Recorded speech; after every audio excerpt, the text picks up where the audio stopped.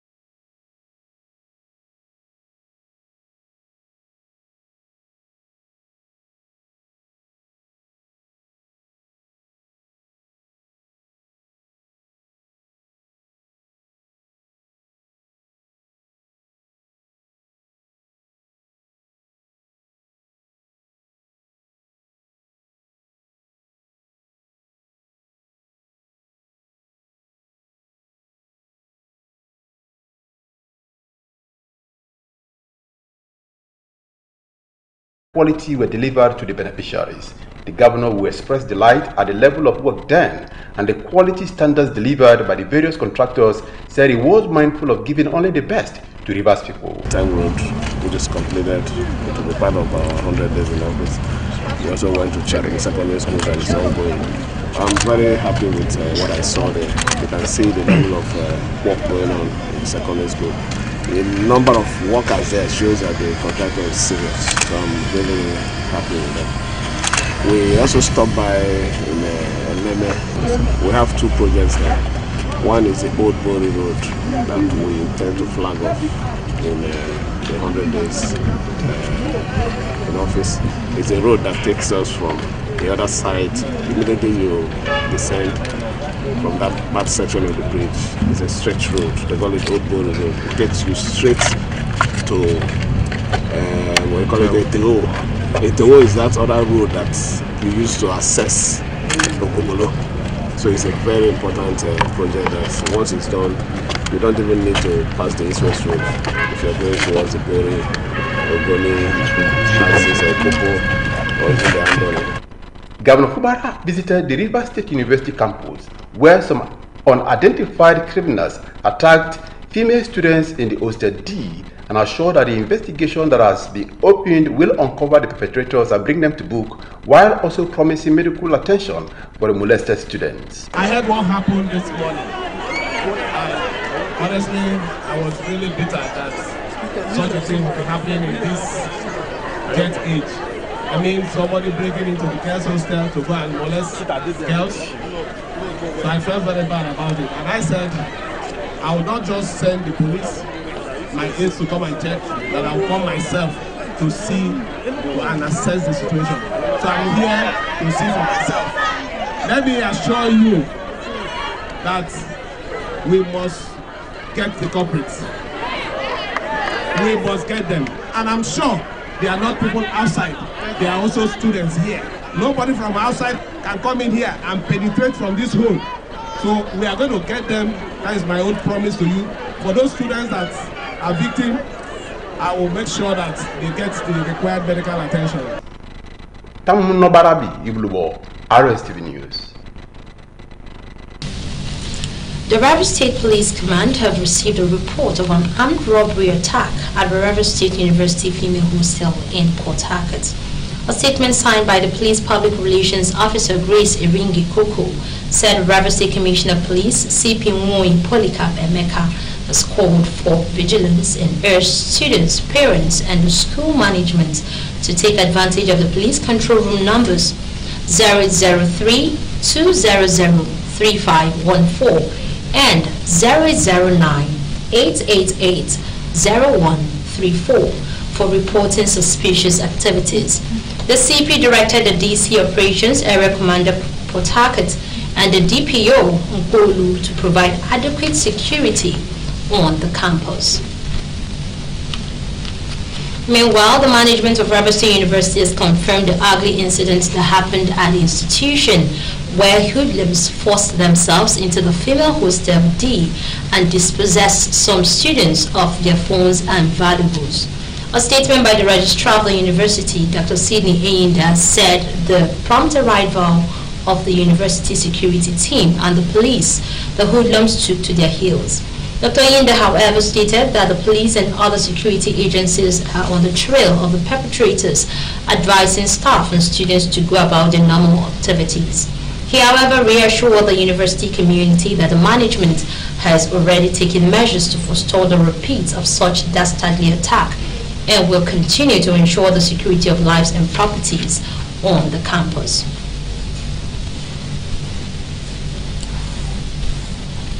Importance of computer advancement in a contemporary world cannot be overemphasized, especially in the academic environment. Acting Vice Chancellor Ignatius Ajeri University of Education, Rumolumini Port Harcourt, Professor Ukechukwu Onuchukwu was speaking at Maiden Annual International Conference of the Department of Computer Science, Faculty of Natural and Applied Science of the institution. Gaspar Anele reports that the theme of the conference was computing and technological advancements. This report is presented from our studios. Declaring the three-day international conference open, Professor Onuchukwu explained that his administration is determined to promote programs geared towards positioning students on the right developmental map capable of exposing them to modern realities. He revealed that 21 courses have been accredited since he assumed office, among other achievements. Technology is a very key component of production, and technology these days is driven by IT, and IT is an integral part of computer science. So we are saying that the world is moving ahead into so many areas of computer science. Conferences like this is where we learn more things and then air our views. So those who are participating from here will also air their views. Students that are here will also learn from everything they are going to present today.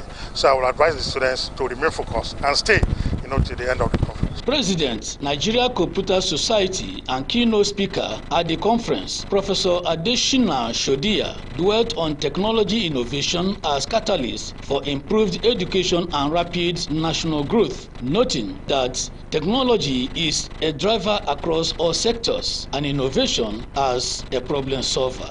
Head of Department of Computer Science of the institution, Dr. Constance Amanna, and Dean Faculty of Natural and Applied Sciences, Professor Ozioma Ebete, congratulated the acting Vice Chancellor of the institution, Professor Okechukwu Onuchukwu, for his passion over academic advancement. They disclosed that Ignatius Ajuru University of Education has secured approval for an online and print journal, and the institution is set to launch its first edition in the last quarter of this year. When we have new technology in computing, it's also creating other opportunities. We need to just move around and be able to be relevant in this modern day 21st century. We want to see how students can begin to see knowledge as the basis of computing, and when they compute, they add their own contribution in a very embodiment of knowledge that with project innovation to bring about technological advancement. The world is talking of IT, and we as a university, we are IT based. We have a very beautiful computer lab that our students can sit there and learn the practical knowledge of computer. Some participants interviewed spoke on the gains derived. I learned that in order for you to be innovative, you must be very, very creative. What I actually want to take home today is that in as much as I need creativity, which is also part of it, I also need to take some risk to be able to innovate this into invest on some things. The event featured courtesy visits of principal officers of Nigeria Computer Society to Professor Okechukwu Onuchukwu in his office and presentation. God's Power Anele, RSTV News. President Bola Tinubu has said African countries have a better chance of overcoming economic and security challenges by looking inward for solutions and walking the talk on all of his pledges and agreements. President Tinubu stated this while receiving letters of credit from 3 envoys at the State House: Ambassador of the Federal Democratic Republic of Ethiopia, Awo Grace Mohammed, Ambassador of the Republic of Cuba, Mrs. Miriam Morales Palmero, and Ambassador of United Arab Emirates, Salem Said Al-Shamsi. In a side meeting with the Ambassador of Ethiopia, the President assured the envoy that Nigeria will continue to strengthen its ties with African countries in the areas of trade, security, and economic growth. Mohammed congratulated the President for the historic decisions he has taken in the country and the impact of the policies on the continent, assuring of his dedication to improve relations between Nigeria and Ethiopia. In another meeting with Ambassador of Cuba, President Tinubu commended the small nation for excelling in the advancements of indigenous medical sciences and accessible health care at the grassroots, all while ensuring the stability of the surrounding region. The President noted that Nigeria and Cuba share some cultural similarities that can be explored to improve the lives of citizens, especially in tourism and other economic sectors. Receiving the UAE ambassador, the President directed that issues affecting relations with the Emirates airline and issuance of visas to Nigerians should be immediately resolved, emphasizing that he stands prepared to personally intervene. The ambassador of UAE said he already sees himself as a Nigerian, considering the historical antecedents of the country, its long-standing leadership role in Africa, and its reputation for hospitality to strangers. Do you love and care about rebel states and her peace? Let's build and take her to greater heights. This is a task we must accomplish. You can watch RSTV News live on YouTube at RSTV Online and on Facebook at RSTV22PH Online. You can subscribe and click the notification bell for updates of our live feeds. Still to come on the news right after the break, United States to train Ukrainian pilots on 12-16 fighters from next month. Details of this and more, please stay.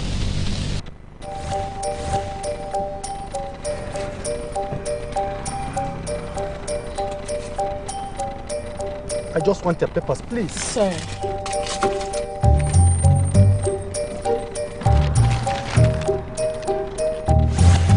Salary don't enter. Yes, so. And month never even reach it. My salary plenty, oh. No wonder I no gree collect roja from my hand. Shut up, sir.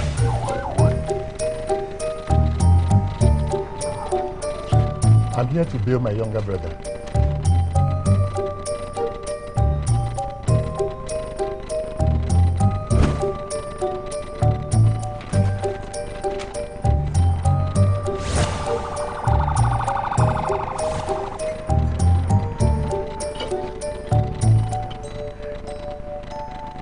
happen. With good laws, proper funding, training, and cooperation. If it happen.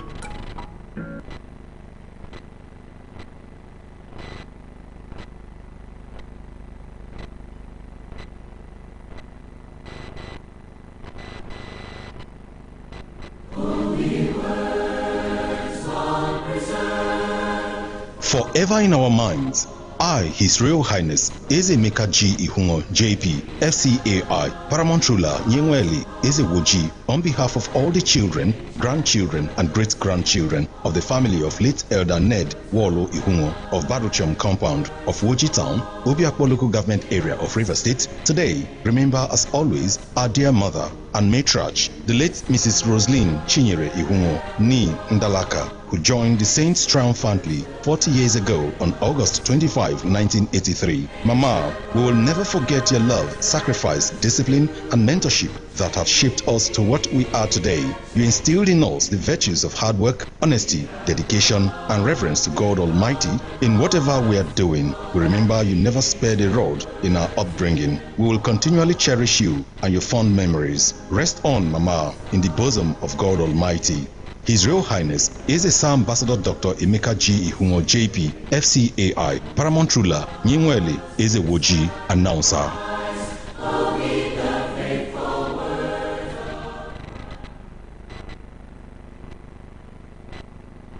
This is RSTV World News. We bring you world-class news, accurate, first-hand, entertaining, balanced analysis. Welcome back. Chief Executive Officer of Amatek, Shehu Tijani Abdullahi, has urged President Bola Tinubu to invest in semiconductor technology and chips production to develop the economy. Abdullahi said it was important to harness the potential of semiconductor technology to help propel economic diversification and expand the country's industrial horizons. He said President Tinubu needs to prioritize investments in semiconductor technology and chips production to fuel economic diversification, especially given the country's reliance on oil revenues. Tijani said the semiconductor technology stands as a cornerstone for modern economies, adding that prominent nations have huge investments in the technology. The House of Representatives Committee investigating the non-remittances of funds to the National Housing Fund and non-utilization of the funds has summoned the Accountant General of the Federation, Oluwatoyin Sekirit, to appear before it to explain why monies deducted from workers' salaries are not remitted to the fund. The summon was given by the chairman of the committee, Honorable Danchu Bagas, during the committee meeting in Abuja. The Accountant General is also to explain why there are disparities in the deductions from workers from various agencies of government and why only 20 billion naira has been remitted to the Federal Mortgage Bank since 2011. Representatives of the Director of the Integrated Personnel Payroll and Information System, Equem Dem, speaking at the meeting, told the committee that while deductions from salaries of workers was automatic, remittances was not automated. They asked the Accountant General to furnish the committee with information on what has been deducted from workers so far, when such money was deducted, and why the money has not been remitted. The House of Representatives Ad Hoc Committee interfacing with relevant security agencies to reduce kidnapping, assassinations, and banditry in Abia communities has called for the release of Nnamdi Kanu. Committee chairman stated that the unconditional release of Kanu from detention will ensure lasting peace and security in the entire region. Chairman Obinna Ugwacha of the Ad Hoc Committee made this call in Abuja at the resumed sitting of the House. He said that Kanu's release will serve as a panacea for peace in the southeast. Ogwacha called for the unconditional release of Kanu from detention to ensure lasting peace and security in the entire region. He said there was the need to be prepared to tackle the root cause of insecurity, which was at their core, and work to ensure lasting solutions that would stand the test of time. The military is currently conducting a mass burial for personnel who died ambush and AF during an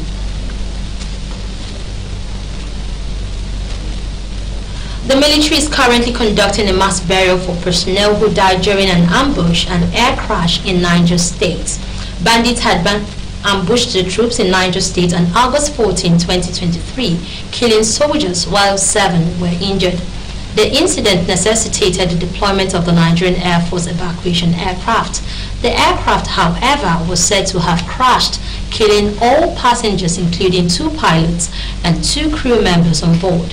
According to the program of events cited by the newsman, those for burial are 22. The Economic Community of West African States, ECOWAS, has rejected the proposal by Niger's mutinous soldiers for a 3-year transition to democratic rule.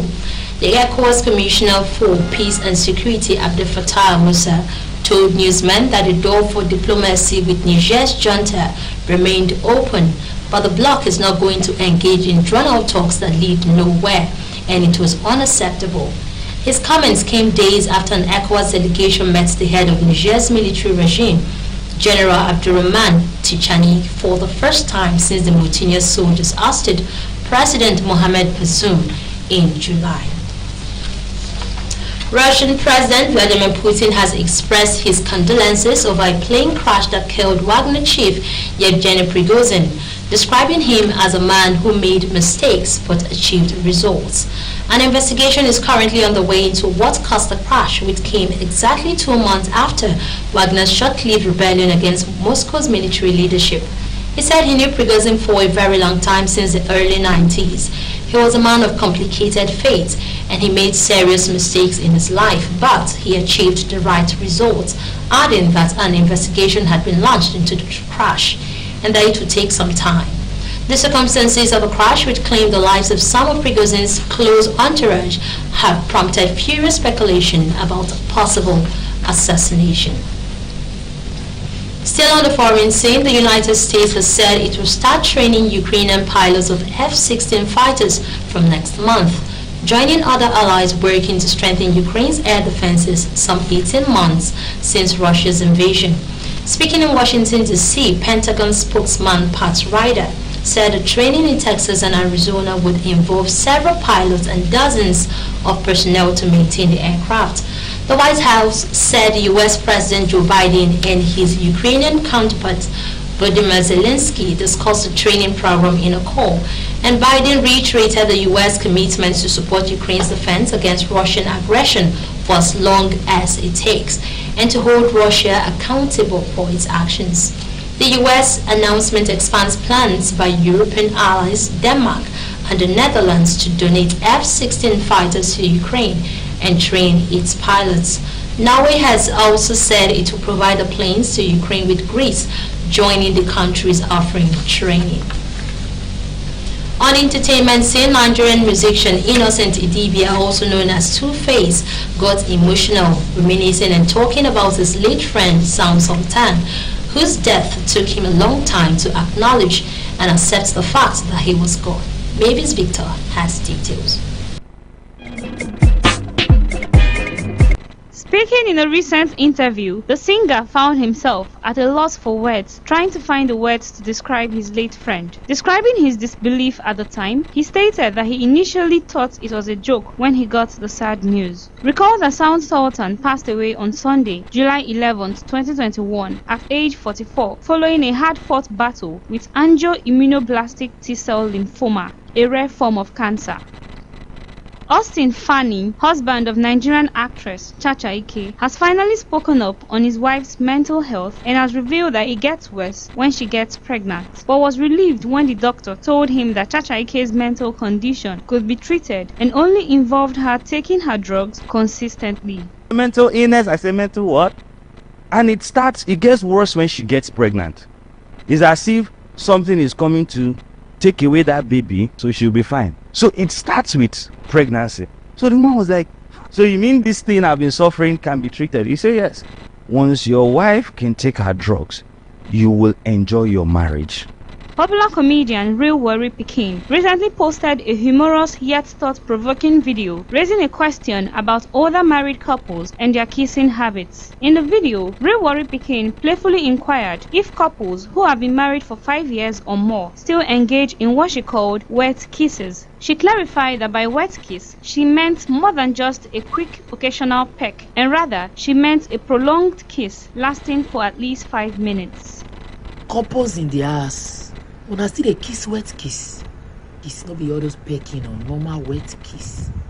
Couples will pass 5 to 6, 7, 10 years they go, because normally first year, second year, wet kiss still there. But wet kiss is leaving the homes. Mavis Victor, RSTV Entertainment News. In sports, Manchester City has strengthened their attacking options by signing Belgian winger Jeremy Doku from French club Rennes for €65 million. The 21-year-old Doku has agreed to a 5-year deal. He becomes City's third signing of the summer transfer window after defender Jakub Vardiol and midfielder Mathieu Kovacic. Doku is likely a replacement for Riyad Mahrez. Mahrez was sold to Saudi Arabian team Al Ahly last month. The departure of Mahrez and Ilkay Gundogan, who left on a free transfer and joined Barcelona, removed two of City's most prolific scorers behind Erling Haaland. Playmaker Calvin De Bruyne might miss the rest of 2023 because of the hamstring injury. Do you love and care about Rivers State and the peace? Let's build and take her to greater heights. This is a task we must accomplish. You can watch RSTV News live on YouTube at RSTV Online and Facebook at RSTV 22PH Online. You can subscribe and click the notification bell for updates of our live feeds. And that's it on the news at 3. Thank you so much for watching. I am Ubilijit here. Good afternoon.